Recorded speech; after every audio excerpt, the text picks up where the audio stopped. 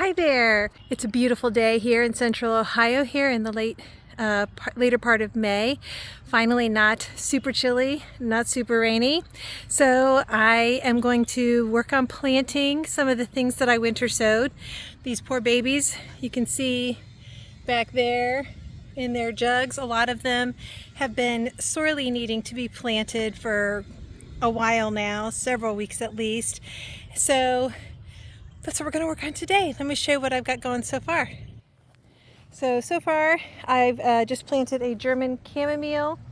I think I have another one over here that was supposed to be something else, but sure looks the same to me. So I'm going to put another one right there. And I need to look up, I can't remember if chamomile is supposed to be a perennial or maybe a self-seeder. We'll see. I'll look that up. I'll try to put it on the screen. But if these are perennial, this would be a really nice burst or pop of,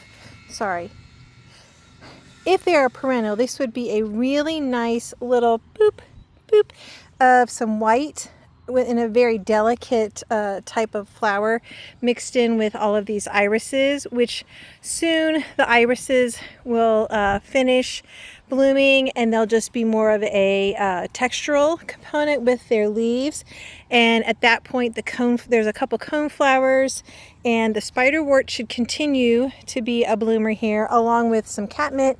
And then we've got some lavender that I started from seed, and I may add a little more lavender. We'll see. There is some catmint here, but regardless, we'll have these at least for this summer.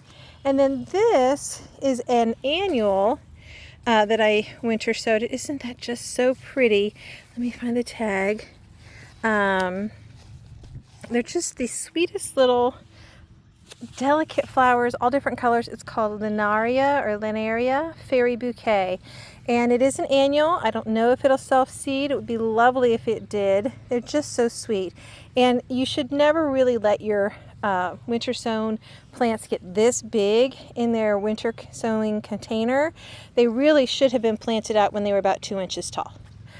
So we'll see. I am not going to try to chunk this up like you would typically with winter sown plants. I am just going to pop it in the ground. So my hope is it'll be okay. But this is what we're starting with. I'll try to video a few more things that we're going to be putting in the ground today from our winter sowing collection. See you soon. All right, so here's the next ones that we're going to plant, and this is more like the size that you want to be planting out your winter sown plants. This is English tall lavender, and I know that a lot of times you will find things on the internet that say, oh, lavender is really hard to grow. I have not really found that to be the case most of the time. I have started lavender indoors with fairly good success, and there's been 2 or 3 years here when I've been doing the winter sowing that I have been able to get some lavender also with my winter sown containers. I will say that sometimes it takes a little bit longer to pop up in the spring, but you just keep your containers watered and they do eventually appear.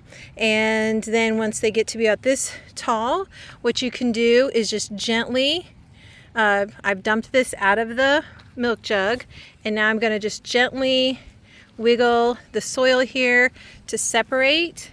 I don't want to pull, so I'm going to jiggle, and that will knock some of the soil off and disentangle the roots pretty gently, pretty carefully, and then bloop, that will just be planted in the ground. Lavender doesn't really need fertilizing. I might put just the tiniest pinch of Biotone starter fertilizer at the very bottom of the hole just to help the roots out a little, but honestly, lavender doesn't really need a whole lot of help and doesn't really like to be fertilized. So it looks like I got 1, 2, 3, 4, 5 good looking English tall lavender plants here. I'm gonna just scatter them throughout this section of this bed that's currently kind of bare, and this is south facing, west facing. It's going to get sun pretty much all day, so they should be very happy here. It's not a place that holds water. Perfect place for some lavender.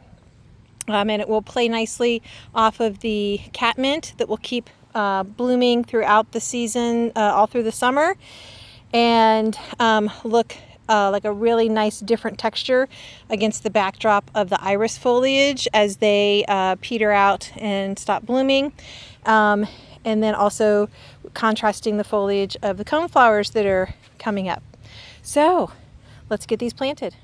All right, so I've got everything planted in this little section that I'm going to for my winter sowing. I also had some baby's breath, so I popped that in here. We'll see if that survives because I kind of roughed it up.